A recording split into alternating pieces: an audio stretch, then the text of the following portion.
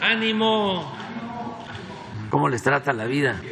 Eso. Bueno, hay información. Hoy es miércoles y tenemos la sección de quién es quién en las mentiras, pero también habíamos acordado que el secretario de Hacienda, Rogelio Ramírez de la O, el subsecretario, el licenciado Manuel Bartel de la Comisión Federal de Electricidad, nos van a informar con más detalles sobre la adquisición que hizo el gobierno, la nación, de 13 plantas de energía eléctrica a la empresa Iberdrola, con el propósito de que la Comisión Federal de Electricidad, empresa pública de los mexicanos, sea mayoritaria en generación de energía eléctrica. Muy contrario a lo que buscaban los tecnócratas neoliberales, neoporfiristas, corruptos, de destruir esta empresa pública, que si no la hubiésemos rescatado estaría generando ahora el 10% de toda la electricidad que se produce en nuestro país. Afortunadamente se defendió hasta mantener con todos los obstáculos, enfrentando a las mafias, porque esa es la palabra, ya no la quiero usar, pero es la más precisa, enfrentando los embates de las mafias, se mantuvo la Comisión Federal con un 39%. Por eso, con esta compra ya se incrementa la generación de energía por parte de la Comisión Federal de Electricidad en 55%. Y con las plantas que se están construyendo y la modernización de hidroeléctricas, se va a llegar el año próximo, antes de que termine mi encomienda, al 70-75%. Todo esto para seguir manteniendo la política de apoyo a la economía popular, que no aumente el precio de la luz, como ha sucedido en estos últimos años, que no nos pase lo que lamentablemente padecen consumidores de otros países, que ha aumentado el doble, el triple el costo de la luz, lo mismo que el costo de las gasolinas, del diésel, del gas. En México no, por las decisiones que hemos tomado, que consisten en esencia en poner por delante el interés público, no el interés de particulares, de mercaderes, de traficantes de influencia, como eran antes. Entonces nos van a informar sobre eso y luego vamos con Elizabeth, o sea, primero el secretario de Hacienda, luego Elizabeth García Vilchis con quién es quién en las mentiras de la semana y al final les vamos a dar a conocer la encuesta nacional de seguridad pública que publica hoy el INEGI. Ayer hablamos de eso. Es una encuesta que se hace periódicamente, se le hace a la población que vive en las ciudades de nuestro país. Entonces esos son los tres temas y yo al final les quiero leer un documento sobre mi postura acerca de lo que resolvió ayer la Suprema Corte, que no de justicia, pero al final voy a fijar con mucha claridad mi postura. Y aprovecho también para felicitar a Elena Reigadas, que el día de ayer, martes 18 de abril, Elena Reigadas fue nombrada la mejor chef del mundo en 2003. Es originaria de la Ciudad de México. No voy a decir de qué restaurante, ya eso se los dejo a ustedes, pero muchas felicidades a Elena Reigadas, nombrada la mejor chef del mundo en 2023, nacida en la Ciudad de México, orgullo mexicano. Bueno, pues vamos, Rogelio. Buenos días, muchas gracias, señor presidente. Buenos días a todos. Quiero ilustrar aquí una operación compleja, pero hacer la presentación simple, porque todo lo complejo se puede simplificar. Entonces, aquí tienen ustedes tres niveles. ¿Cuál es el perímetro o el alcance de la compra? ¿Cuál es el impacto para el Estado y la Comisión Federal de Electricidad? ¿Y cuál es el costo? El perímetro son 13 plantas de generación que tienen generación efectiva de 8.5 gigas, 12 son de ciclo combinado y una es eólica. Estos 8.5 gigas se suman a los 44 que tiene la Comisión Federal de Electricidad hoy de generación y nos dan 52.7 gigas de capacidad del Estado, cuando la demanda pico es de 48.1 gigas en México el día de hoy. Es decir, la compra más la capacidad que tiene la Comisión hoy nos daría la totalidad de la demanda pico. La CFE va a operar el 55% de la capacidad de generación eléctrica del país con estos 8.5 gigas, más con lo que hoy genera. Mayor escala va a permitir, como en todas las empresas, aumentar la escala de la producción, aumenta las eficiencias internas y da sobre todo a la Comisión una mayor participación en un mercado de alto crecimiento que es el del nor-noreste, en donde tiene solo el 4.5% hoy, pasaría a tener una capacidad mucho mayor. El incremento en la vida promedio de las plantas a cargo del Estado en este escenario actualmente es de 8 años. Las nuevas tienen 28 años. y esto nos daría una mejora en la edad promedio de la planta nacional. El costo de la compra son $5,943 millones, que equivalen a $696,000 por megawatt, lo cual representa un descuento con transacciones comparables que hemos visto que se han hecho. El costo final está sujeto a verificación por parte del Estado y verificación de lo que están hoy haciendo estas plantas y ajustes correspondientes. No es algo que estamos tomando a valor presente, sino simplemente nos están diciendo lo que hay que hacer hacia adelante. Entonces, lo que hemos firmado es un memorándum de entendimiento, lo que nos permite comenzar a verificar y a documentar. Estamos en ese proceso. A partir del 1 de enero, así es como quedó en el memorándum de entendimiento, todos los flujos de ingreso de las plantas se acumulan en favor del Estado. El vendedor recibirá una tasa de interés anual de 3.6% por esos flujos, en tanto no se cierre la compra. O sea que tenemos un incentivo para cerrar la compra con rapidez. Aquí en la segunda vemos el costo, que es el segundo punto. El costo lo aproximamos con 3 metodologías. En estas metodologías intervienen asesores, abogados, especialistas, y hay un método que es el de dividendos descontados, que es decir, cuáles los flujos que están generando estas plantas y cómo se van descomponiendo en el futuro, y luego descontamos estos para llevarlos al valor de hoy. El mínimo es $689,000 por planta, por mega. El costo que estamos ahorita aproximando es de $695,000 por mega, es el que tenemos para el conjunto de plantas. En el segundo método, que son negociaciones comparables en Latinoamérica, por mega, el promedio son $700,000 por mega y estamos en $695. Y luego el tercer método es la evaluación que hacen los analistas, que son los especializados en ese tipo de acciones, y aquí el método nos indica que el promedio es $604,000, nosotros estamos en $695,000. En todos los casos estamos debajo del máximo de cada uno de los métodos. Las transacciones precedentes que tenemos documentadas indican un promedio de $702,000 por mega. Es decir, nosotros estamos en descuentos contra el promedio en la escala que ustedes ven ahí, 12% en el de flujos de dividendos descontados, 6% en el de negociaciones comparables, 9% arriba en la evaluación de los analistas y 6% debajo en las transacciones precedentes. Aquí los analistas son los analistas de los bancos que analizan las acciones sin necesidad o por experiencia de ellos, pero sin tener la información de los flujos, que aquí es la que tenemos nosotros. ¿Cómo se financia la operación? Aquí la operación la financia el Fonadín, que es una aportación al capital de $45,000 millones.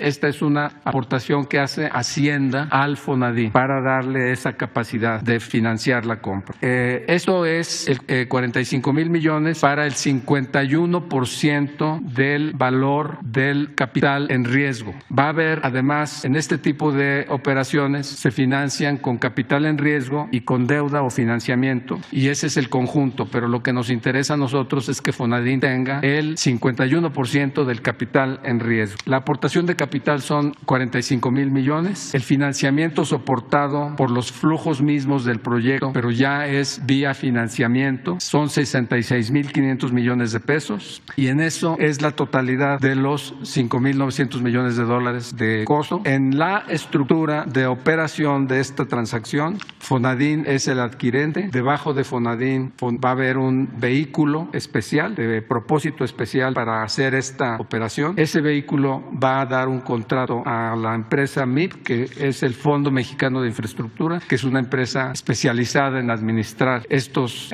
activos, pero solo como administrador. El Fonadín se asegura que tiene la mayoría del control de los activos de capital de riesgo y por lo tanto de los vehículos que se desprenden para este propósito. El financiamiento entonces está más que asegurado. Por parte nuestra es el Fonadín, 100% capital de riesgo, y el mercado está ya desde estas alturas, aún sin conocer los detalles, está ofreciéndonos el financiamiento. Todos los bancos han venido, prácticamente los bancos grandes nacionales han venido prácticamente a ofrecer financiamiento porque saben que esta es una operación bastante atractiva para ellos. Pero aún en el hecho de que se supusiera que esto es deuda, hemos insistido en que esta es una operación. Nosotros tenemos el dinero en disponibilidades, es decir, en la chequera, sacamos dinero de la chequera nuestra, no estamos recurriendo a deuda y estamos comprando un activo que produce flujo. Entonces ahí es en donde vemos e insistimos que el Fonadín está haciendo una operación de administración de sus propios activos, de pasar de su chequera a un activo productivo. Entonces por eso insistimos en que no hay deuda, pero en el supuesto de que hubiera deuda y para satisfacción de quienes están insistiendo en que esta es una operación de deuda, nosotros tendríamos todavía mucho margen para quedar por debajo del endeudamiento que constituyó el presidente Felipe Calderón, en donde hubo un incremento de deuda, ustedes lo ven en la tercera columna, de 7.7 puntos porcentuales del Producto Interno Bruto, que es como medimos el impacto. En el sexenio de Enrique Peña Nieto hubo un incremento de 8.5 puntos porcentuales de deuda contra PIB, y lo que llevamos hasta el quinto año, todo esto es hasta el quinto año, nosotros llevamos 5.0 puntos porcentuales, y esto es sobre todo por la caída del Producto Interno Bruto en el año 2020 y no necesariamente por el aumentar la toma de deuda. Sin embargo, así queremos ilustrar aquí, hay que hacer dos distinciones. Primero, estas dos administraciones hicieron reforma fiscal y en reforma fiscal aumentaron las tasas de impuestos. Nosotros no hemos hecho reforma fiscal y estamos aún así mejor en términos de deuda contra Producto Interno Bruto. Entonces, eso es algo que hay que tomar en cuenta cuando se comparan los niveles de endeudamiento. Quiero mencionarles que hemos corrido el modelo y la operación se paga en 10 años. En 10 años estamos con un ingreso que proviene del flujo de los recursos superior a la cantidad de 2.400 millones de dólares que invertimos de origen en el costo de la adquisición del capital de riesgo. Estamos también tomando en cuenta que el tiempo para reponer y para poner en operación una cantidad similar de megas es de aproximadamente 10 años, cuando aquí ya tenemos esta cantidad de megas en el momento en el que finquemos la compra, y por eso es que estamos viendo varias ventajas. No solamente es el hecho de que disponemos de una capacidad de generación del 55.5% ahora, sino de que es un flujo interno. Esto se paga, entra el dinero de Hacienda, pasa por el Fonadín y finalmente se recupera y lo recupera Fonadín. La Comisión Federal de Electricidad genera utilidades operacionales, pero al mismo tiempo genera dividendos, y eso es lo que el Fonadín está tomando en cuenta para esta adquisición como dividendos. Esa es la explicación. Si hay alguna duda o… Sí. Al final. Con su permiso, señor presidente. Buenos días a todas, a todos los que nos acompañan aquí y a todos los que nos ven a través de redes sociales. Este es el Quienes Quieren las Mentiras de la semana y hoy es 19 de abril. Vamos con la primera. Arman campaña en contra del sector salud con mentiras. Apenas el presidente Andrés Manuel López Obrador declaró este fin de semana que el sistema de salud público de México será mejor que el de Dinamarca. Así se desató una campaña en redes y en medios de comunicación para cuestionar sus palabras. Que no hay abasto de medicinas, que ni una aspirina, que estamos peor que antes, que los populistas son un fracaso. Así declara el conservadurismo. Toda una legión de políticos y periodistas se lanzaron contra el presidente. Vean ustedes, aquí en la pantalla les vamos a mostrar. Mariana Gómez del Campo y también su tío, el expresidente Felipe Calderón, el expresidente Vicente Fox, Marco Cortés, Pablo Maluf, Javier Tello, El Monero García, Mario Maldonado, Max Kaiser, Pedro Ferriz, Guillermo Barba y Luis Mendoza Acevedo. Esto por dar un ejemplo. Para reforzar, entrevistas en radio y televisión y 2 portadas del diario Reforma, como era de esperarse. Apenas ayer este periódico publicó 8 columnas. Acumulan millones de recetas sin surtir. Muy al estilo de este medio y también de otros. La fuente de esta nota, 8 columnas, es una asociación que dice tener documentado el desabasto de medicinas en un 1000% en los últimos 5 años. Pero pues esto es falso. El abasto de medicamentos y de insumos está garantizado para el sector salud este año. Y entre 2019 y 2023, en el IMSS se han surtido 95% de las recetas en promedio. En 2022 se surtieron 224.975.000 33.722 recetas, un 95.42% del total de las recetas expedidas. Para el ejercicio de 2023, al cierre del mes de marzo, el índice de atención de recetas fue de 98.07%, es decir, 61.481.074 recetas surtidas, un incremento de más de 2.5% que el año anterior. Durante el año 2023, el promedio mensual de recetas surtidas durante este ejercicio es superior en 2.4 millones de recetas respecto del promedio mensual del ejercicio de 2018, lo que representa un incremento del 13.4%. En el mes de marzo de 2023 se atendió el mayor número de recetas surtidas de los últimos 5 años, con 21.6 millones, tal como lo demuestra la tabla que estamos viendo en la pantalla. En el caso de los 11 estados que ya están integrando al nuevo sistema del IMSS Bienestar, el abasto de medicinas es alto. Nayarit tiene el 99%, Tlaxcala el 96%, Colima el 94%, Baja California Sur 99%, Sonora 98%, Sinaloa 96%, Campeche 98%, Guerrero 86%, Veracruz 80%, Michoacán 96% y Morelos 88%. Eso también lo estamos poniendo en la pantalla. ¿Cuál es el objetivo del gobierno federal encabezado por el presidente Andrés Manuel López Obrador? Es que se pueda garantizar la atención médica y los medicamentos gratuitos para la población que no cuenta con seguridad social. Las campañas de mentiras se contrastan con datos y hechos. Vamos con la siguiente. Es que ahora, esta semana, la oposición se puso misteriosa. Medios de comunicación inventan un acueducto fantasma, pero este acueducto sí existe. Ya saben, nueva semana, nuevo compendio de notas periodísticas y columnas de opinión falsas sobre las obras que emprende la Cuarta Transformación. Columnistas nacionales, políticos y hasta asesores financieros retomaron ahí una nota perdida en un diario de Tabasco. Esta vez sobre el acueducto que se construyó en la refinería Olmeca, pero que medios y comentaristas niegan su existencia sin presentar pruebas. Es que es así de absurdo. El objetivo es cegar con cualquier pretexto. Y es que no sueltan a la refinería Olmeca en Dos Bocas. Una obsesión que traen con esto. Este proyecto, además, fue construido en tiempo récord. Así los diarios Reforma, El Heraldo de Tabasco, El Sol de México, Sociedad 3.0, El Universal y W Radio, por igual publicaron notas que artículos de opinión y entrevistas, como en el caso de Carlos Loret de Mola. Ya saben, Dios los hace y ellos se juntan, porque le prestó el micrófono al senador del PAN, Julen Rementería, quien por desconocimiento o mala intención declara que no sabe si la refinería funciona y si el acueducto existe. Bueno, si me pueden ir pasando el video, por favor, para desmentir esa sarta de mentiras. En Dos Bocas se ha construido 18 plantas de proceso y 90 tanques de almacenamiento, además de obras complementarias. Entre estas obras se construyó un acueducto para que la refinería tenga agua de calidad, sin minerales ni residuos pesados. Hace 2 años, el acueducto se empezó a construir y se terminó el pasado mes de septiembre de 2022. Y a finales de noviembre inició operaciones, empezando a bombear agua hacia la refinería. Se construyeron 28 kilómetros del río González hacia la refinería a través de una bocatoma para que el agua, con ayuda de bombas y válvulas, llegue a la subestación. Asimismo, se instalaron 2 tanques de 500,000 barriles cada uno, que es donde llega el agua cruda y posteriormente pasa a una planta para pretratarla y pasarla a 5 tanques de 200,000 barriles, para después enviarla a las plantas para producir vapor en las torres de enfriamiento.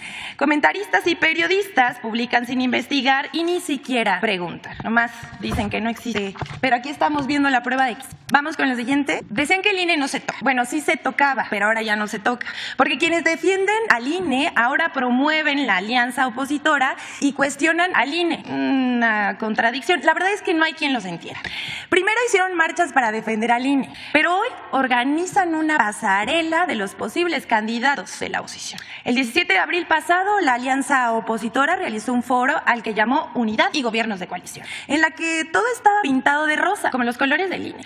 Suponemos que ahora quieren usarlo como color de la alianza opositora. Convocados por el empresario Claudio X González, llegaron los aspirantes de la oposición a la presidencia de la República, desde priistas de viejo cuño como Beatriz Paredes, Enrique de la Madrid y Claudia Claudia Ruiz Massieu, tecnócratas como José Ángel Gurría, hasta panistas de larga afiliación como Santiago Krill, o personajes como Lili Telles y empresarios como Gustavo de Hoyos Wash. Pero a partir de la renovación de consejeros en el INE, ahora sí se toca, el INE sí se toca. Ahora sí piden reducir los sueldos y revisar esto que le llaman el gasto de la democracia. Así es la incongruencia de la oposición. Aquí los vemos a todos pues, casi agarrados de la mano. Y mientras, los nuevos consejeros del INE, en su responsabilidad, declaran a favor de bajarse los sueldos. Quien fuera el consejero presidente del INE, Lorenzo Córdoba, además de su colaboración que ahora tiene con Loret de Mola, se dedica a realizar conferencias, las cuales cobra para hablar de que la democracia no se toca. Miren ustedes, aquí vemos hoy, por cierto, se va a presentar en Tijuana y el boletito cuesta la módica cantidad de 1,500 pesos por persona para escuchar a Lorenzo y a su compañerito Ciro Murayama. Y bueno, pues hasta aquí se los dejamos ahí, para que usted saque sus conclusiones. Y bueno, para cerrar la sección, solo queremos hacer mención de un tema que es relevante sobre lo que también ha provocado una campaña informativa de desinformación. La decisión de la Suprema Corte de Justicia de la Nación de declarar inconstitucional la transferencia de la Guardia Nacional a la Secretaría de la Defensa Nacional deja a los ciudadanos en la posibilidad de volver a los tiempos de Genaro García Luna, exsecretario de Seguridad Pública encargado de la Policía Federal Preventiva en el sexenio de Felipe Calderón. Pero escuchemos al ministro Arturo Saldívar, quien explica bien que no es inconstitucional que la Guardia Nacional esté adscrita a la Secretaría de la Defensa Nacional mientras cumpla tareas de seguridad pública. Vamos a ver. Por tanto, si de acuerdo con la jurisprudencia interamericana, la naturaleza civil o militar de una institución se define por sus objetivos y su entrenamiento, cabe concluir que el hecho de que el personal militar o de Marina colabore en la Guardia Nacional e incluso lleve a cabo funciones de control no desnaturaliza por sí misma su carácter civil. Para que la Guardia Nacional perdiera su naturaleza civil, sería necesario que la ley le otorgara objetivos de seguridad nacional y no de seguridad pública, así como que sus integrantes fueran entrenados para derrotar al enemigo o bien llevar a cabo en sus labores cotidianas tácticas o técnicas de combate propios de la guerra en lugar de tácticas de control policial, cosa que por lo demás ni la Constitución ni las leyes establecen. El hecho de que las Secretarías de Defensa y Marina intervengan en funciones de control y operación de la Guardia Nacional tampoco militariza ni hace que pierda su naturaleza civil, pues se trata de secretarías de Estado civiles cuyos titulares son secretarios del despacho de la Administración Pública Centralizada, cuyo jefe es el presidente de la República. El proyecto en realidad no nos ofrece una interpretación del texto constitucional, sino un nuevo texto que deriva exclusivamente de algunas expresiones expuestas durante el proceso deliberativo y que se identifican puntualmente con los argumentos de la minoría parlamentaria demandante. El origen de la Guardia Nacional se encuentra en realidad en el enorme desafío en materia de seguridad pública que enfrenta el Estado mexicano ante una delincuencia organizada, exacerbada, multiplicada por la penetración del poder civil y de los cuerpos de seguridad pública, al grado que quien formó parte del CISEN y posteriormente dirigió la Coordinación de Inteligencia para la Prevención de la recién formada Policía Federal Preventiva, la Agencia Federal de Investigación de la PGR y la Secretaría de la Seguridad Pública a lo largo de 3 sexenios presidenciales, acaba de ser condenado con 5 cargos relacionados con el crimen organizado y el tráfico de drogas hacia los Estados Unidos de América. Todos los esfuerzos realizados por el Estado mexicano desde la creación de la Policía Federal Preventiva en 1999, la Agencia Federal de Investigaciones en 2001, la Policía Federal en 2009 hasta su extinción en 2019, se encuentran marcados por la existencia probada de la pertenencia al crimen organizado de su más alto mando, quien tuvo la misión de estructurar dichas instituciones desde su inicio y además quien designó durante décadas a sus más altos cargos. Las cúpulas de estas fuerzas policiales quedaron marcadas por los montajes, la alianza con el crimen organizado y la simulación. La incorporación de esta policía a la Secretaría de Gobernación no pudo transformar una institución policial penetrada de origen. Es todo, lo dejamos aquí como reflexión. A todas, a todos, muy buen día. Gracias, señor presidente. Vamos a presentar la Encuesta Nacional de Seguridad Pública Urbana, que dio a conocer el INEGI hoy en la mañana. Esta se publica cada trimestre, este es el primer trimestre de 2023. Esta encuesta se lleva a cabo con 28,000 entrevistas a vivienda en casas y en 75 ciudades del país. Lo que mide es la sensación de inseguridad, la expectativa social de las tendencias del delito y, bueno, pues lo que es las prácticas, la atestiguación de conductas delictivas, y califica también, según los ciudadanos, el desempeño de las autoridades de seguridad pública en la prevalencia de conflictos y de conductas antisociales, así como el desempeño gubernamental. Estas son las 75 ciudades que abarca la encuesta nacional, que prácticamente están distribuidas en todo el país. Esta es la percepción social de inseguridad pública. Es quizá la gráfica más importante, la medición más importante de esta encuesta. La encuesta se realiza desde el 2013. El INEGI mide esta percepción desde 2013 y, bueno, pues son 10 años de esta encuesta. Y algo importante, primero destacar que es el índice más bajo de percepción de inseguridad a lo largo de estos 10 años.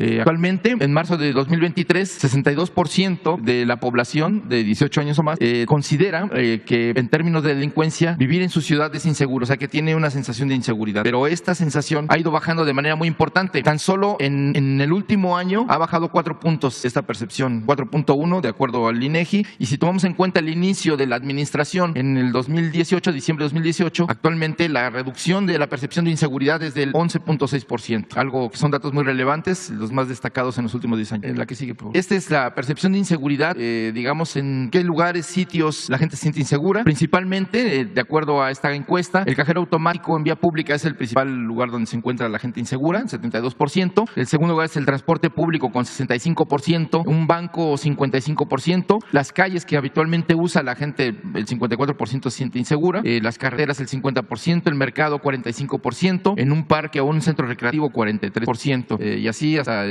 llegar a la casa, que es el 18%, y en la escuela, hoy en marzo del 2023, es 14%. 79% de la población de 18 años dijo sentirse insegura, en este caso del cajero automático localizado en vía pública, que es el principal lugar donde la gente se siente insegura. En la que sigue, por favor. La que sigue. Esto es importante, son indicadores indirectos, pero muy importantes respecto a la percepción de inseguridad. Aquí, ¿qué es lo que está preguntando el INEGI? Que si la gente ve o percibe consumo de alcohol en las calles, alrededor de su casa, robos o asaltos, vandalismo y graffiti o venta de drogas. Es importante ver que el consumo de drogas en las calles donde la gente vive ha ido disminuyendo la percepción, pues, por más de 6 puntos. Esto es algo importante, igual que los robos y los asaltos vienen a la baja en la percepción de la gente del 62% al 50%, más de 12 puntos menos de percepción. Y en el caso del vandalismo, pues se llega a 13 puntos menos. Es también una percepción importante, donde la gente ve menos vandalismo, menos grafitis, menos daños en el mobiliario urbano, etcétera. Lo que sí es interesante destacar es que lo que aún continúa siendo un problema para la percepción de los ciudadanos es la venta o consumo de drogas en las calles o en los lugares cerca de su casa. Otro tipo de conductas que también percibe la gente, pues, como problemáticas y que generan miedo es los disparos frecuentes de armas, que en este caso es junto con el consumo de sustancias y de drogas, pues no va, ese va a la alza, que digamos 4 puntos arriba en la percepción del inicio de la medición en el 2016. Y en el caso de las bandas violentas o el pandillerismo, es importante la baja de la percepción, pues prácticamente, pues 24 puntos, 24% de la gente percibe que hay violencia o pandillerismo, pero veníamos de un más de 30%. En el caso de las tomas irregulares, los diablitos, esas formas de adquirir electricidad, pues van a la baja también, de manera ilegal, van a la baja, y el robo ilegal de gasolina o huachicol, también, que comenzó muy alto, el 6% en el 2019, actualmente se encuentra a la mitad, en 3.3. Lo que sigue, por favor. Este es también un dato muy importante en esta encuesta. ¿Cómo se identifica cuál es el principal problema que los ciudadanos se enfrentan o creen que tienen en sus ciudades? Destaca los baches en calles y avenidas. Sigue siendo el tema principal de preocupación para los ciudadanos en materia de los problemas que enfrentan todos los días, junto con las fallas y fugas de suministro de agua. En el caso de los baches, el 76% percibe como el principal problema. Luego, de las fallas y fugas del suministro de agua potable, el 56% piensa que esta puede ser el principal problema. El alumbrado público insuficiente, el 55%. Y hasta el cuarto lugar concibe, digamos, que la delincuencia, los robos, las extorsiones, los secuestros, las amenazas son un problema de su ciudad. La mitad de la población, el 50%, piensa que este es el principal problema de las ciudades. Le siguen calles y avenidas con embotellamientos frecuentes, con el 47%, coladeras tapadas por acumulación de desechos, servicios de transporte público deficiente, con el 37%, hospitales saturados o servicio deficiente, 34%, parques y jardines descuidados, un 34%, deficiencias en la red pública del drenaje, 31%, ineficiencia en el servicio de limpia y recolección de basura un 25%, falta de tratamiento de las aguas residuales 18%, mercados centrales de abasto en mal estado un 13%, y problemas de salud derivados del mal manejo de los rastros pues un 5%. Pues muy rápidamente, los cambios de hábito por percepción de delincuencia y miedo pues también están a la baja. La gente que cambia sus hábitos pues se ubica en 51% cuando venimos de pues, números del 66%, es decir, 15 puntos menos de la percepción de cambios de hábitos por cuestiones de delincuencia. En cambios de hábito de caminar de noche alrededor de su vivienda, de igual manera va a la baja, venimos de una percepción del 55%, entonces son 11 puntos menos en la percepción de los ciudadanos en el cambio de hábito de caminar de noche alrededor de su vivienda. Cambió su hábito de permitir que menores salgan de su vivienda, pues también va a la baja. Del 58% que se ubicaba al inicio de la administración, actualmente se encuentra en 43%, es decir, 15 puntos menos. En el caso del cambio de cambió su hábito de visitar a parientes o amigos, pues eso va a la baja también, no el cambio de sus hábitos, digamos que 11 puntos menos, del 38% al 27%. Y esta es la percepción, la calificación que le dan los ciudadanos a las instituciones que pues se encargan de atender la seguridad. El primer lugar, y esto es destacado, digamos, las principales autoridades federales y en general todas van a la alza, en particular Marina, que alcanza el 87.5%, donde la población manifiesta confianza en las labores de la Marina. En el caso del Ejército, la confianza que tiene la población es del 83.4%, y la Guardia Nacional, que está en el centro de la polémica, sigue aumentando la confianza de los ciudadanos hasta el 76.7%. Viene a la alza de manera constante desde su creación. En caso de la Policía Estatal, pues el 55% de la gente confía en ella, y la Policía Preventiva Municipal el 49.9%. Aquí vemos el desarrollo de esta percepción de Marina, del Ejército y de la Guardia Nacional, y como decíamos, las tres van al alza, particularmente la Guardia Nacional, que se ha ido mejorando su imagen y ganando la confianza de los ciudadanos. La que sigue. Y bueno, aquí es esta confianza social en los titulares de la administración pública.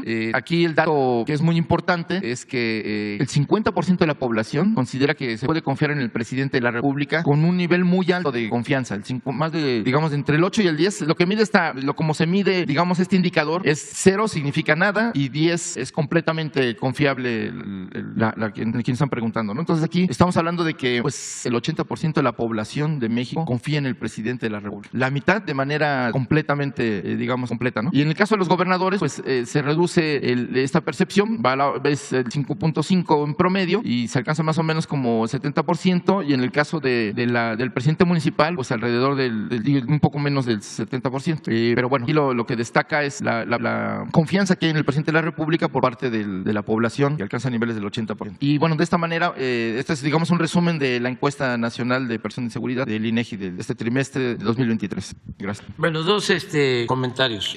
Uno de carácter general y otro más específico, ¿no? Sobre la encuesta. De carácter general, la denuncia constante en contra de la refinería de Dos Bocas la encabeza un senador muy conservador. Ese sería el cuento. Rentería, creo. Ese era el secretario de Obras o tenía algo que ver con el gobernador Yunes y ahora tiene aspiraciones allá en Veracruz. Entonces, por eso lo entrevista Loret de Mola, porque se debe de saber, ¿no? Ahora sí que, ¿de parte de quién? Si no, se escucha el nombre y de dónde es o qué cargo tiene, y es importante que se sepa, ¿no? Este senador fue el que trajo a los de Vox, que es un grupo de extrema derecha, de la ultra, del conservadurismo en España. Entonces quiere ganar simpatías, ¿no? Con cualquier disparate, porque ya está en campaña. Y es legítimo, nada más que se sepa cuáles son sus intenciones, ¿no? A lo mejor va a declarar hoy de que él no quiere ser candidato a la gobernatura de Veracruz y ya me va a desmentir, ¿no? Y voy a tener yo que ofrecer disculpa. Pero bueno, ese es el fondo para que se tengan todos los elementos. Lo segundo tiene que ver con la encuesta del INEGI. Es muy importante porque esto demuestra de que hay como dos mundos, el de la llamada sociedad política y el del pueblo, el de la mayoría de los mexicanos. Entonces, para la élite política, los grupos de intereses creados, no debe el Ejército, la Marina, participar en labores de seguridad pública, cuando el pueblo, de manera mayoritaria, le tiene confianza a la Secretaría de Defensa y a Marina y a la Guardia Nacional. Entonces, ¿qué hizo ayer la Corte? Pues actuar a partir de los intereses de la cúpula, no recogiendo el sentimiento del pueblo, la voz del pueblo. Y así era antes y así quieren que continúen las cosas, que sea una élite la que decida siempre. Por eso hablo de que en sentido estricto no había una democracia en México, sino imperaba una oligarquía disfrazada de democracia, con una fachada democrática, porque dominaba una minoría. La oligarquía es el gobierno de los ricos, el gobierno de la minoría. La democracia es el gobierno del pueblo. Ese es el fondo. Ellos quisieran, nuestros adversarios, que se mantuviese el mismo régimen de corrupción, de injusticias, de privilegios, en donde todos los intereses contaran, menos el interés del pueblo. Esa es nuestra diferencia profunda. Entonces, por eso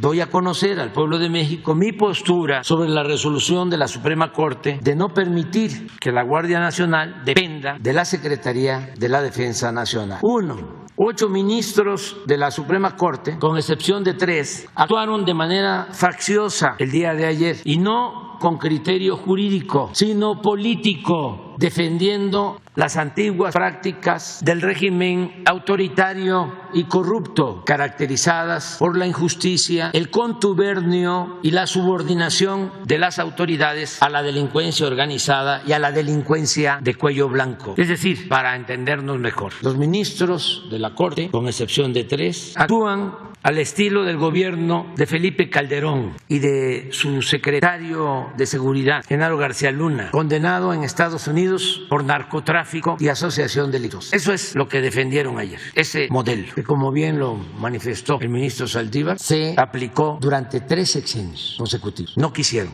cambiar el modelo. Así surgió García Luna, así se desempeñó como secretario de Seguridad Pública, así manejaron a la Policía Federal, así se establecieron las relaciones de complicidad con la delincuencia organizada y con la delincuencia de cuello blanco. 2. Los ministros de la Corte, evidentemente, están al servicio de las cúpulas del poder y no de la mayoría del pueblo de México. Una encuesta del INEGI es muy clara en ese sentido. Su conservadurismo es supino, notorio, de dominio público. Cada vez se desnudan más, se despojan de sus disfraces. 3. Para no afectar la buena marcha y la consolidación de la Guardia Nacional, he instruido a la Secretaria de Seguridad y Protección Ciudadana, Rosa Isela Rodríguez Velázquez, de quien dependerá esta corporación, de acuerdo a lo que ayer se decidió, la ha instruido para que mantenga al general retirado David Córdoba Campos como comandante de la Guardia Nacional por su buen desempeño e inicie un recorrido, la secretaria Rosa Isela, por todas las instalaciones y cuarteles de esta corporación en el país para informar a los 130,000 elementos que la integran de que mantendrán sus salarios, prestaciones y ascensos, al igual que los integrantes de las Fuerzas Armadas, porque la seguridad pública es y seguirá siendo una prioridad de nuestro gobierno para garantizar la paz y la tranquilidad de nuestro pueblo, algo que hemos venido logrando, como lo demuestra esta encuesta y como lo demuestran los datos sobre incidencia delictiva. 4. Asimismo, la Guardia Nacional continuará recibiendo, porque esto no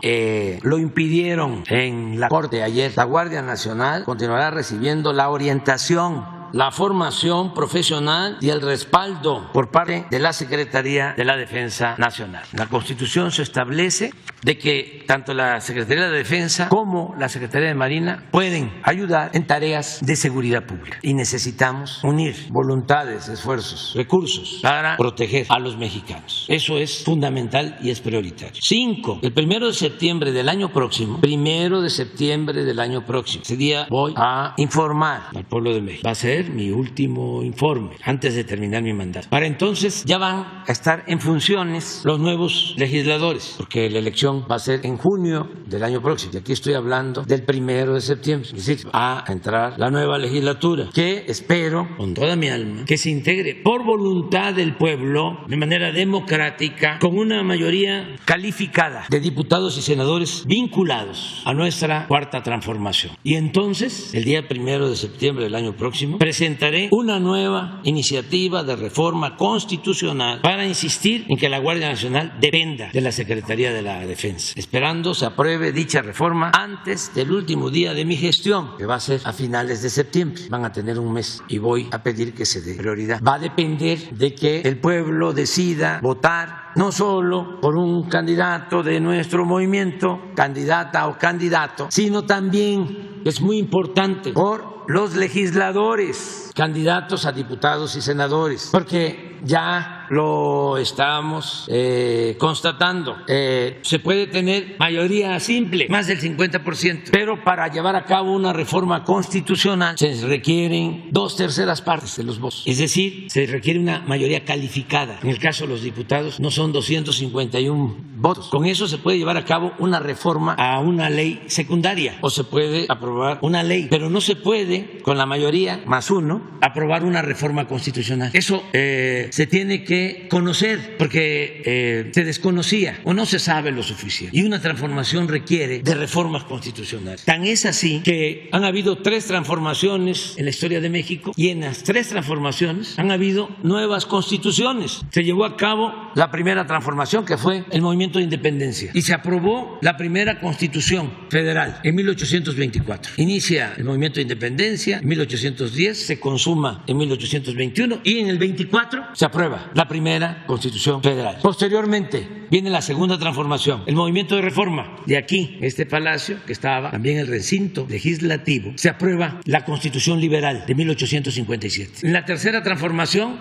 que inicia con la revolución de 1910, se aprueba en 1917 la Constitución que da respuesta a las demandas del pueblo que participó en la revolución, las demandas de justicia, las demandas de democracia. Entonces, esa Constitución es vigente. Cuando nosotros llegamos a la presidencia por un movimiento democrático, teníamos 2 caminos: convocar a una nueva Constitución, porque se está llevando a cabo la 4ª transformación de la vida pública, o decidir llevar a cabo reformas a la Constitución vigente. Y optamos por lo segundo, pensando de que íbamos a perder mucho tiempo convocando a un nuevo constituyente para tener una nueva Carta Magna, una ley de leyes. Avanzamos en reformas a la Constitución actual muy importantes que nunca se habían hecho. Por ejemplo, no estaba considerado como delito grave la corrupción y ahora sí. No estaba establecido el derecho del pueblo a poner y quitar a sus representantes y ahora hay revocación del mandato. Ya se estableció en la Constitución. Cada 3 años se le va a preguntar al pueblo: ¿quieres que continúe el presidente o que renuncie?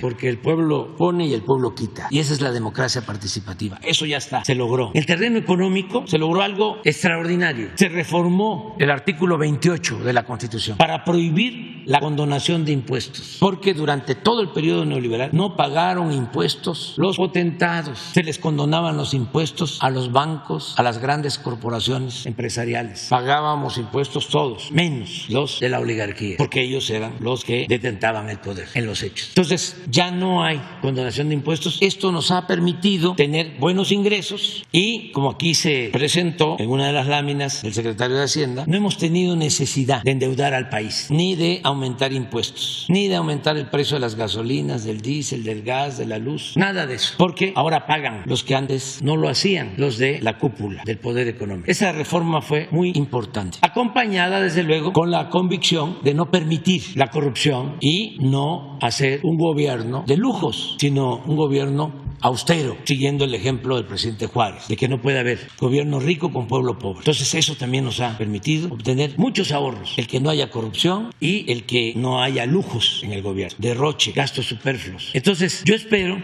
que se tenga mayoría calificada, 2/3 partes del nuevo Congreso, para que antes de que me retire pueda yo dejar esta reforma constitucional, que es importantísima, porque es un blindaje para que no vaya a suceder lo que se de que la seguridad pública estaba en manos de la delincuencia. Hablaba yo de las reformas y no quiero dejar pasar una que es muy importante, que me llena de orgullo: la reforma para que los programas de bienestar estén ya considerados como derechos constitucionales. Imagínense, ya la pensión a los adultos mayores es un derecho constitucional y esté quien esté en la presidencia se va a tener que garantizar ese derecho. Además, ni siquiera van a tener la excusa o el pretexto de que no hay presupuesto, porque en la misma Constitución se establece en un artículo transitorio que estos derechos deben de garantizarse y que cada año tiene que ir aumentando el presupuesto para que sean atendidos. Lo mismo en el caso de las pensiones para discapacitados, lo mismo en el caso de las becas para estudiantes de familias humildes, lo mismo el derecho a la salud, atención médica, medicamentos gratuitos, lo mismo en el caso de la educación. No es como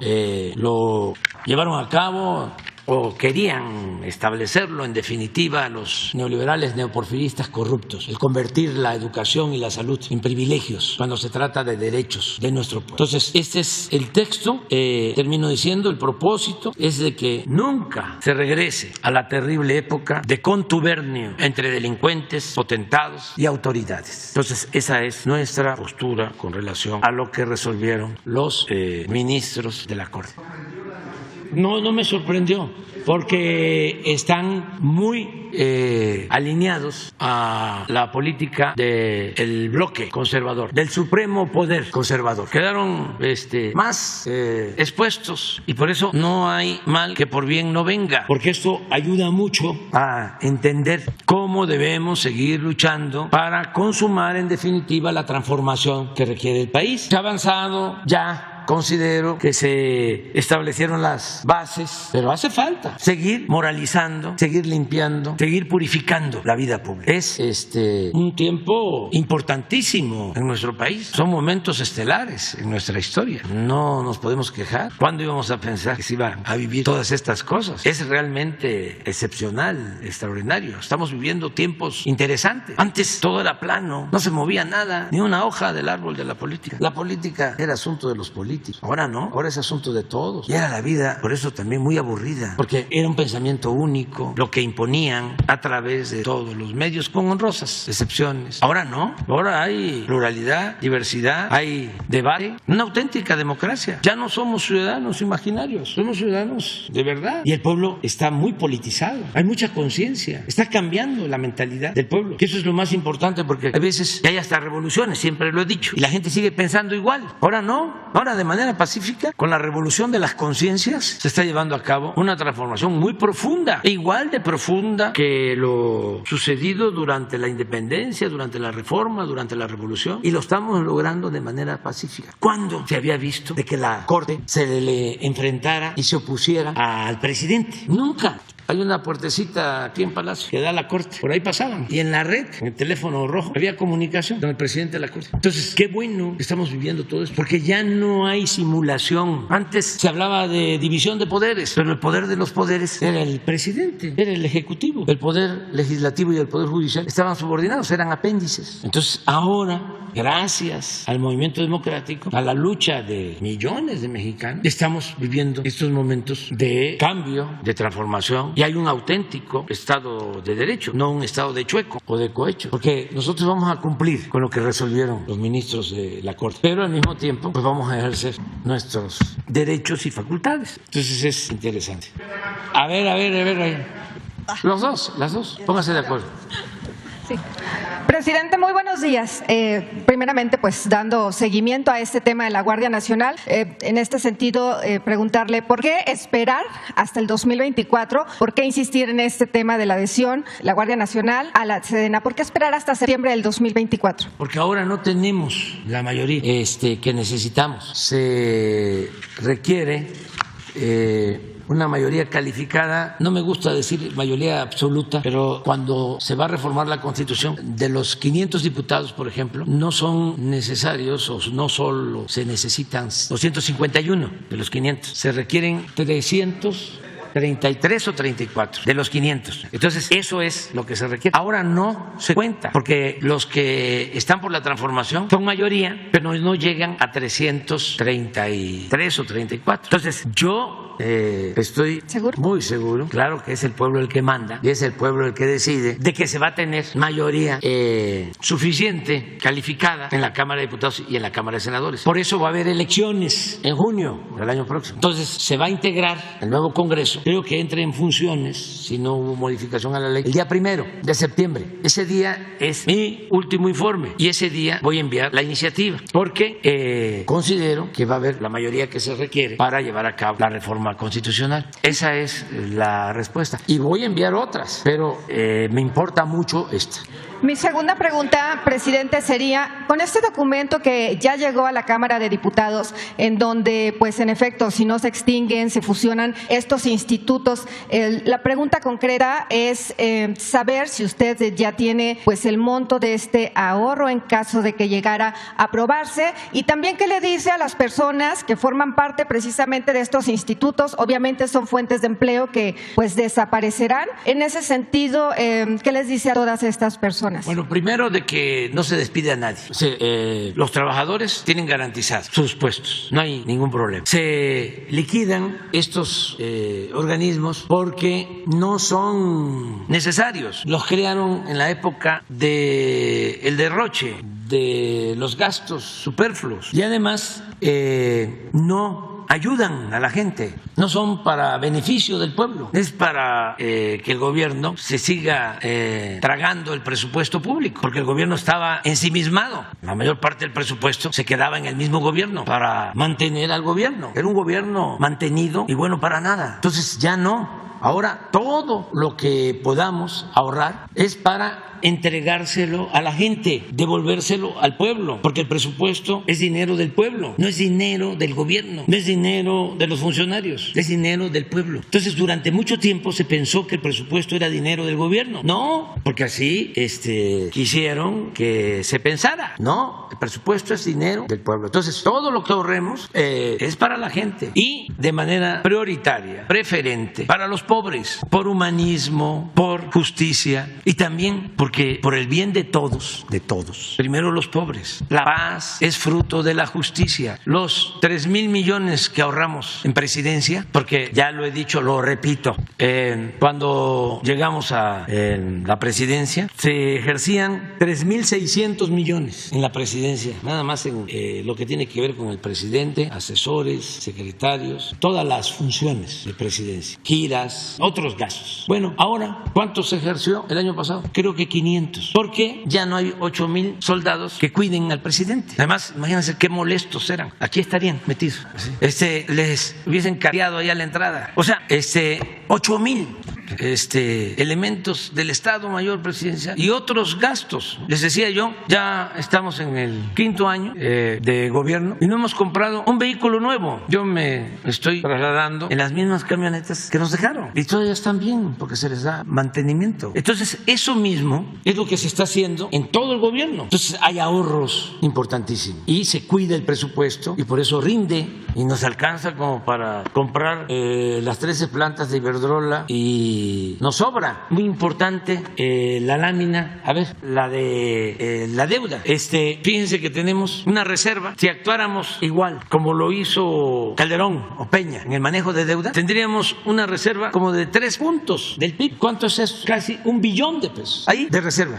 Porque el nivel de deuda en 5 años, ellos ya habían contratado 7.7 del producto. Me refiero a Calderón. Peña, 8.5. Nosotros 5. Y aquí aclaro, no es que se haya contratado más deuda, es que se nos cayó por la pandemia el Producto Interno Bruto. Se cayó el crecimiento económico y se refleja aquí. Pero aún así, como se vino la pandemia y luego la crisis por inflación y vinieron aquí los de siempre. Ahora me llama la atención que el ángel de la dependencia, Gurría, ya está de candidato, ¿no? Del bloque conservador también, o de precandidato. Pues ellos lo que recomendaban con una crisis era siempre deuda. Vinieron aquí, me acuerdo, los más famosos del sector empresarial y banqueros a quererme torcer la mano, ¿no? De que hacía falta que pidiéramos dinero prestado. No, pues no va a salir. Si va a salir, se va a caer la recaudación, va a estar peor. No, porque también querían una prórroga para el pago de impuestos. Digo, no se completamos. Entonces, molestísimos. En otros países hasta les aplaudían a los presidentes, a los primeros ministros, cuando conseguían los créditos. Hay un caso ahí. Llegó el presidente, ¿no? Después de ir al Banco de la Unión Europea y le habían autorizado créditos cuando la pandemia. Y entra supuestamente de manera espontánea a su oficina y están todos sus funcionarios. Y oh, sorpresa, ¿no? Al llegar están todos ahí y empiezan a aplaudir porque había conseguido deuda. Imagínense cómo está ese país ahora. Pero cómo están todos. Entonces nosotros no hicimos eso porque también ¿para qué querían que nos endeudáramos? Para hacer algo parecido al FOBAPROA, para rescatar a los de arriba, con el cuento de que si llueve fuerte arriba, gotea abajo. No, ¿qué hemos hecho y vamos a seguir haciendo? Ayudar primero de abajo hacia arriba, porque la riqueza no es contagiosa. Hay que ayudar abajo y así se ayuda también a los de arriba, porque se fortalece el mercado interno, porque no hay crisis de consumo. Si la gente de abajo, que es la mayoría, no tiene ni siquiera para comprar lo básico, ¿cómo va a prosperar el comercio? ¿Cómo prospera la industria? ¿Cómo prospera el país? Pero estos neoliberales, neoporfiristas son muy dogmáticos y les gusta mentir, usar sofismas. ¿Se acuerdan lo que decían? ¿Cómo va a aumentar el salario mínimo si va a haber inflación? Si aumentas el salario hay inflación. Luego entonces no aumentes el salario. Y miren la barbaridad que hicieron. México fue durante todo el periodo neoliberal de los países con menos salarios en el mundo. ¿Cómo íbamos a salir adelante así? ¿Cómo no iba a haber inseguridad y violencia si se abandonó por completo al pueblo? Entonces esto es distinto. Pero bueno, regresando, 5. Si sacamos la media aquí, debe de ser como 8, promedio, 8. Para 5 tenemos 3. O sea, un punto del producto. A ver, aquí Gabriel nos va a ayudar. 300,000 millones. ¿Cuánto? 300,000 millones. O sea que tendríamos 3 puntos, son 900,000 millones. Casi 1 billón, pobremente. Mi última pregunta, señor presidente, si me lo permite. En efecto, el día de ayer la gobernadora de Chihuahua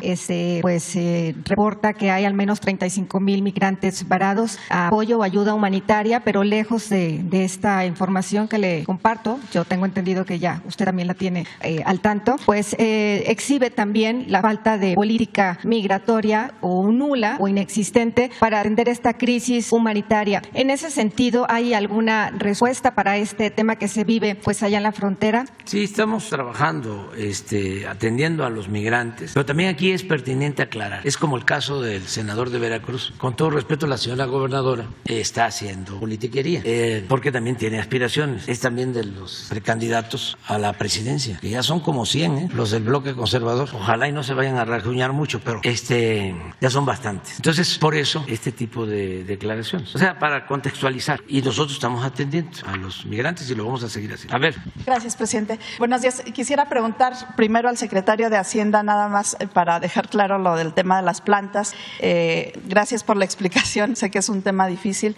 Solamente saber si una parte se va a financiar con deuda, si es correcto decirlo así. Sí, la parte de capital de riesgo, que es la que toma Fonavin estrictamente, es dinero disponible. La otra parte es financiamiento y es deuda, pero esa deuda ya la incurre el vehículo que Fonavin crea para hacerse cargo del proyecto. Entonces es un vehículo que no está en el presupuesto, pero independientemente de eso, ese financiamiento tiene asegurado el flujo de pagos porque es energía que hoy ya se vende. O sea, se va a pagar con los propios ingresos de las plantas. Exactamente. Tomen en cuenta que el flujo de ingresos que llegaba neto de servicio de deuda a la actual vendedora de las plantas, que es Iberdrola, eventualmente salía de México. Ese flujo de ingresos se va a quedar en México. Va a regresar o va a regresar a Fonavin, o va a regresar a los bancos que financian, o va a regresar a los inversionistas institucionales que seguramente van a querer participar en el proyecto, o va a regresar a la Comisión Federal de Electricidad vía utilidades operacionales. Gracias. Presidente, y preguntarle, un día después de que la semana pasada un grupo de funcionarios mexicanos estuvo en Washington para tratar el tema del fentanilo, el Departamento de Justicia de Estados Unidos fincó cargos a 28 integrantes del cártel de Sinaloa, entre ellos los llamados Chapitos. Preguntarle si estos cargos servirían para acelerar la extradición de Ovidio Guzmán, si ayudaría en eso. Pues sí, se hacen los trámites, pero son procesos que llevan tiempo. No sé si se acuerdan que primero se recurrió a el argumento o la excusa o el pretexto de que no era él el que estaba detenido, que no era Octavio. Entonces, Ovidio. Entonces, eso lleva pues un tiempo, para eso lo hacen los abogados, porque hay que demostrar de qué se trata de Ovidio. Entonces lleva tiempo. Mientras eso no se desahogue, no se pueden continuar con otros trámites. Luego hay otros amparos y depende de los jueces. Entonces vamos a esperar a ver qué resuelven. Lo que nosotros estamos planteando con mucha claridad es de que se tienen que atender las causas. No voy a dejar el tema. El problema de la violencia se tiene que enfrentar atendiendo atendiendo las causas, no solo con medidas coercitivas, no solo con cárceles, no solo con amenazas de mano dura. Hay que atender las causas, hay que procurar que no se deje sin oportunidades a la gente, hay que garantizar los empleos, hay que garantizar buenos salarios, hay que garantizar la atención a los jóvenes y algo que es fundamental, que no se desintegren las familias, que se mantengan valores culturales, morales, espirituales, que no se vea de que nacemos malos los seres humanos, porque esa es la creencia de muchos. Nadie nace malo, son las circunstancias las que llevan a algunos a tomar el camino de las conductas antisociales. Pero eso no es fácil de asimilar, sobre todo por los conservadores, que son muy autoritarios. Pues miren la actitud de Felipe Calderón, declarar la guerra, ni mano dura, ni mátalos en caliente, ni masacres, ni torturas, y lo mismo en el caso de las políticas de Estados Unidos, todas fracasadas, que el Plan Mérida, que el Rápido y Furioso, que la intromisión de las agencias como la DEA en asuntos que solo corresponden a los mexicanos, violando flagrantemente nuestra soberanía, el querer dominar la opinión pública de México mediante el contubernio con medios de comunicación nacionales y extranjeros, las filtraciones en el Washington Post, el New York Times, el Reforma, el Universal, Carmen Aristegui, lo de Mola, el Proceso, que ahora tiene como fuente principal a la DEA, fuente principal de información a la DEA. Ay, nenita. Pero todo eso tiene que cambiar y hay que seguir insistiendo. Y con todo respeto, en el caso de Estados Unidos, hace como un mes, a ver si consigues ahí el Face, de lo del básquetbol, cuando estaban en un plan más abierto, porque ahora están igual, atacándonos, pero de manera encubierta. Es propaganda negra, sucia. Creen que no me doy cuenta. Los tengo, como se dice en el béisbol, bien fildeados. Pero ¿Propaganda de Estados Unidos? sí, me refiero a eso, a las agencias y sus periodistas proestadounidenses, difundiendo mentiras, filtrando información. Bueno, hasta el Pentágono que le filtra información al Washington Post. Pero además, fíjense qué frivolidad, qué vulgaridad, qué superficial. ¿Cuál es la nota filtrada del Pentágono al Washington Post? Que se están peleando en la Secretaría de Marina con la Secretaría de la Defensa. ¿Y qué? ¿Ellos no se pelean allá? ¿Cuál es la nota? O sea, ¿quieren más información? Hacienda se pelea con la Comisión Federal de Electricidad, aquí. Todos los días. Pemex con Hacienda. Pues cada quien tiene su criterio. Economía con Hacienda. Eso es lo más normal. Es decir, si hay estas diferencias. Claro. ¿Saben dónde había más diferencias? En el gabinete de Juárez, y fue el mejor gabinete, o ha sido el mejor gabinete que ha habido en la historia de México. Se peleaban Prieto con Ocampo y con Lerdo y con Iglesias, y hasta le renunciaban a Juárez. Sí, pero en aquel entonces, ¿no? Que ahora tendría que agregarse y debe de agregarse. Eran hombres y mujeres que parecían gigantes, gigantas. Y Juárez coordinaba y escuchaba a todos y al final él decidía. Y él tenía más experiencia que ellos. Y otra cosa que tenía Juárez, además de su firmeza en principios, que nunca perdía la fe en la causa que defendía, pero su perseverancia, tenía algo también importante, que ahora ya no es del todo bueno. Era el mayor de ellos, era el de más edad. Entonces eso también, la experiencia, ayuda mucho. Pero no, para nada, para nada. Hay cooperación, nada más que con las reglas claras que ya están establecidas. ¿Y cuáles son las reglas? A ver, para que el pueblo de México lo sepa.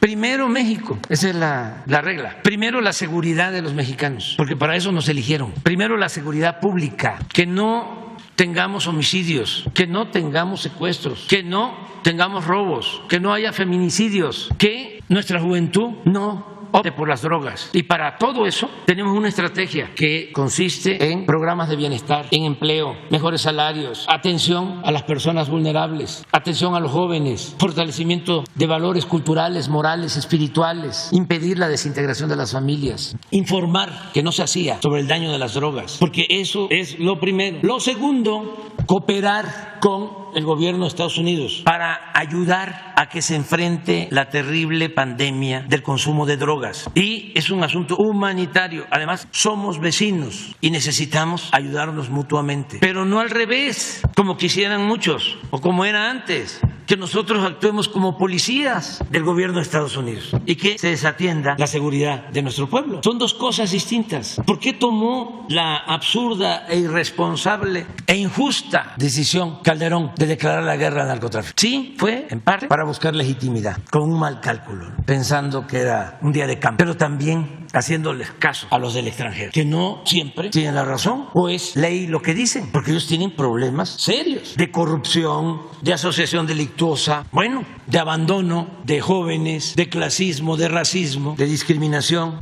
Entonces, estamos cooperando, porque es lo que me preguntas, y lo vamos a seguir haciendo, pero no es el Plan Mérida. No es que, a ver, te mando helicópteros artillados para que rafaguees a delincuentes, la mayoría jóvenes. Después que no se les dio nada a los jóvenes, que se les marginó, cuando ya los empujaron a tomar el camino de las conductas antisociales, la atención que se les da es masacrarlos. No, eso es inhumano. Aunque los reaccionarios conservadores piensen de otra manera y se burlen de mí cuando digo abrazos, no balazos, aquí es otra estrategia. Y pueden filtrar información, nada más que deben de tomar en cuenta. Nosotros llevamos muchos años en esta lucha y sabemos, además es un asunto de convicciones, de que no se puede tener autoridad política si no se tiene autoridad moral. Y nuestra defensa, lo que nos protege, pues es nuestra autoridad moral. La honestidad es nuestro escudo. Entonces, con eso no van a poder, no han podido, ni van a poder. Entonces, ¿por qué no me pones el Face? Porque esto es muy importante, que ellos tienen que revisar esto. Miren, al momento que están planteando, ¿no?, lo del fentanilo y que hasta nos quieren invadir, ellos están permitiendo esto. Imagínense lo que es que se pueda fumar marihuana o que los basquetbolistas, que deben de ser un ejemplo para la juventud, como todos los deportistas, se les autorice fumar marihuana. Y eso no lo revisan. Pero ahora pon lo que escribí en su momento. Y lo otro, el abandono a los jóvenes. ¿Cómo es que abandonan a sus jóvenes? ¿Cómo es que siendo todavía adolescentes ya se tienen que ir de sus casas? Les hablaba yo, lo recuerdo, porque esto es muy importante para que nosotros no sigamos esos pasos, que nosotros al contrario consolidemos nuestras tradiciones, nuestras costumbres. Esa modernidad malentendida, individualista, egoísta, no es civilización, esto es barbarie. Esto de que van dos padres en Estados Unidos a un juez a demandar al hijo porque ya cumplió 30 años y no se quiere salir de la casa, y el juez les da la razón y corren al hijo. Eso en nuestro país es muy difícil que se dé por nuestras costumbres, nuestras tradiciones, por cómo somos. Entonces eso lo tenemos que cuidar. Bueno, eso es lo que nos ha salvado siempre. Por eso no tenemos tanto consumo de droga, no tenemos afortunadamente muertes por sobredosis, son mínimas y queremos cuidar eso. ¿Y cómo se evita ese consumo excesivo, esa pandemia? Pues con oportunidades a la gente, a los jóvenes, con valores, con información. Más, nosotros no tenemos que ir a buscar ejemplos a otros países. Tenemos una gran reserva de valores culturales, morales, espirituales. No han podido. Los tecnócratas y los neoporfiristas no pudieron destruir eso. Avanzaron bastante, ¿no? Avanzó la mancha negra del individualismo, pero no pudieron. En las comunidades, en las familias, hay muchísimos valores. Pues hay que exaltarlos. Hay que seguir así y no a las drogas. No está mi Face. Miren lo que puse. Amenazan con invadir. Venden armas de alto poder en sus tianguis. No hacen nada por sus jóvenes. Padecen lamentablemente de la terrible y mortal pandemia del fentanilo. Pero no atienden las causas. No les preocupa el bienestar. Solo el dinero, lo material. Ni fortalecen valores morales, culturales y espirituales. Tampoco limitan el consumo de drogas. Por el contrario, lo fomentan hasta en el deporte. Es penoso y decadente. Pues que los siga defendiendo, ¿cómo se llama la periodista Esteves? Dolia Esteves y el Proceso y Carmen Aristegui y todo, pero nosotros no, vamos a estar informando. Presidente, y sobre este tema de que está mencionando, un portavoz del Departamento de Defensa de Estados Unidos dice que se respeta la soberanía de México y que hay colaboración. ¿Sería suficiente con esta explicación o podría ser que se envíe una nota diplomática al gobierno de Estados Unidos, por un lado? Preguntarle si también atribuiría a ellos esta publicación de los viajes del secretario de la Defensa, Luis Crescencio Sandoval, estos viajes pues con su familia, incluso con actividades de entretenimiento. Sí, es parte de lo mismo. Esa es información de la DEA o de cualquier otra agencia. Sí, segurísimo. ¿Cómo hackearon el sistema de información de la Secretaría de la Defensa? Sí, eso es Claudio X González con ellos. No sé, tampoco. No, yo creo que dicen que estuvo 15 días, ¿no? Nunca ha estado, general. O sea, que yo sepa. Su familia, a lo mejor sí. Sí, a lo mejor es su familia sí. ¿Y qué? ¿Cuál es el problema? Bueno, no. Bueno, y Loret de Mola, y lo Junco del periódico Reforma, sí, y Ili Ortiz, o sea, que me van a decir, es que ese es su dinero. No. También ese dinero que manejan es dinero público, que no venden protección, que no venden publicidad gubernamental. No, pero son otras implicaciones, ¿no? Él es el querer manchar, porque la calumnia, cuando no mancha, tizna. Son unos calumniadores, y siempre han actuado así. Y lo que está quedando de manifiesto también, que es bueno, que lo celebro, es que tienen buenos seguidores, bastantes seguidores en nuestro país. Muchos, no voy a decir que sean renegados o contrarios al interés nacional o antipatriotas. No, nada de eso. Son proestadounidenses. O sea, les molesta, pues. O sea, pero esto siempre ha sucedido. Siempre han habido. Bueno, imagínense que a Santana lo apoyaron los conservadores. Después de que por culpa de él perdimos o nos arrebataron más de la mitad del territorio. Acuérdense, pues, que a Juárez lo traicionaron también conservadores. Y luego fueron a buscar a Maximiliano. Fueron a Miramar a traer a un príncipe para que gobernara México. Pon la foto, porque es lo mismo. A mí me han acusado, uno de estos precandidatos del bloque conservador, el de la Coparmex, ese me fue a acusar con el rey de España. Y van también, miren, esto es en Miramar, todos estos mexicanos conservadores. De ahí les dejo de tarea de que los identifiquen, porque no me voy a meter en esas honduras. Pero ahora es lo mismo. Quisieran que, como ellos no pueden, porque vaya que lo han intentado, ¿no? El Reforma ya está convertido en un pasquín, no, en un panfleto. Pero es diario, 8 columnas diario. Entonces, como ya no funciona, no les ayuda en nada, solo se exhiben, pues ahora han optado por irse a quejar al Departamento de Estado, al Congreso de Estados Unidos. Ahí está Krause escribiendo en el Washington Post, comparándome con Napoleón. Hay ejemplos como lo que es el de Casablanca, el de Rápido y Furioso.